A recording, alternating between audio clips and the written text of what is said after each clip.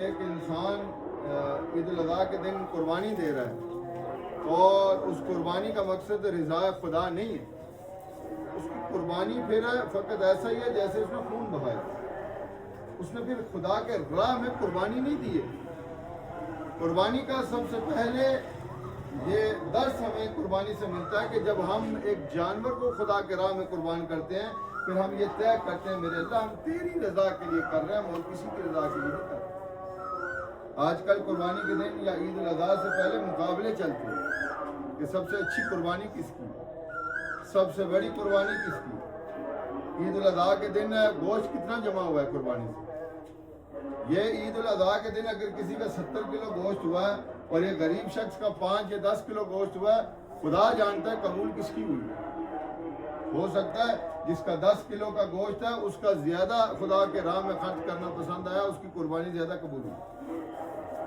قربانی یقیناً لوگوں کو راضی کرنے کا دن نہیں ہے، خدا کو راضی کرنے کا دن. یقیناً دوسرا درس ہمیں کربلا سے یہ ملتا ہے کہ جو کربلا والے ہیں وہ عید الاضحیٰ کے دن کربلا والوں کو بھولتے نہیں ہیں. آج آپ کو ہر مسجد سے ہر خطبے کے دوران یہ درس دیا جائے گا کہ حضرت ابراہیم نے اپنے بیٹے کو قربان کرنے کا ارادہ کیا اور اس ارادے کے ساتھ گھر سے نکلے، وہاں پہنچے. اللہ نے اسماعیل کو قربان نہیں ہونے دیا اور اس کے بدلے اللہ نے عرش سے دمبے کو بھیجا. قربان جاؤں ایسے مسلمانوں پر جنہوں نے حضرت ابراہیم کی قربانی کو زندہ رکھنے کے لیے کیا کیا نہیں کرتے. اپنے جانور پر مہندی لگاتے ہیں، ٹلیاں لگاتے ہیں، کس طرح سے سجاتے ہیں. کوئی حرج نہیں ہے، میں یہ نہیں کہہ رہا، مگر پھر میں کہہ رہا ہوں عید الاضحیٰ کا دن لوگوں کو راضی کرنے کا نام نہیں ہے. عید الاضحیٰ کا دن ہے کہ رب کو راضی کیا جائے. اور ہم محمد والے محمد علیہ السلام ہم نے درس کن سے لیا ہے؟ کربلا والوں سے. اور کربلا والوں نے یہ درس دیا کہ سب سے پہلے ہر ایک عمل جو آپ کا ہے وہ خالصاً رب کی رضا کے لیے ہونا چاہیے. آئیں آج عید الاضحیٰ کے دن وعدہ کریں میرا مولا آج کے بعد میں انشاءاللہ یہ جتنے دن باقی ہیں 20 دن محرم کا چاند نظر آنے سے پہلے میں انشاءاللہ اپنے آپ کو ایسا بنا دوں گا کہ جب محرم کا چاند نظر آئے گا تو کربلا والے کہیں گے واقعاً یہ مولا امام حسین علیہ السلام کا عزادار ہے. واقعاً پھر جناب سیدہ سلام اللہ علیہ کی جو دعا ہے وہ آپ کو لگ جائے گی. عزادار کا مقام، مولا کے محب کا مقام، جن کے دل میں آل محمد کی ولایت ہے ان کا مقام اتنا بلند ہے کہ ہم تصور نہیں کر سکتے. مولا امیر المومنین علی ابن ابی طالب علیہ السلام فرماتے ہیں سب سے جو کم دام ہے نا آپ کی روح کا، سب سے کم دام. میں آپ سے کہوں نا آپ اپنی زندگی میرے نام کر دیں، کیا کتنے پیسے لیں گے؟ جو کم ظرف شخص ہوا نا وہ کہے گا اتنے پیسے لیں گے.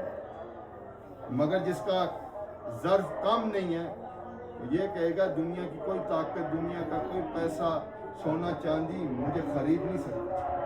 مولا فرماتے ہیں جو کم از کم انعام ہے آپ کے لیے وہ جنت ہے. کم از کم جنت ہے. اس سے سستا اپنی روح کو شیطان کے آگے نہ بیچیں، لوگوں کے آگے اپنی روح کو نہ بیچیں، اپنے عقیدے کو نہ بیچیں. یقیناً اگر ہم کم ہیں تو کم ہی صحیح، مگر خالصاً ہم جو ہیں ہم امیر المومنین کے مانتے ہیں. لہٰذا اس عید الاضحیٰ کے دن اپنے رب کے ساتھ وعدہ کریں کہ آپ رائے خدا میں خرچ کریں گے. ضروری نہیں ہے کہ آپ 1000 روپیہ خدا کے راہ میں خرچ کریں گے تو خدا قبول کرے گا. خالصاً جو 1 روپیہ بھی نام خدا میں خرچ کرے نا وہ بھی رب کی بارگاہ میں کروڑ روپیے سے بھی افضل، مگر نیت جو ہے وہ صاف ہونی چاہیے.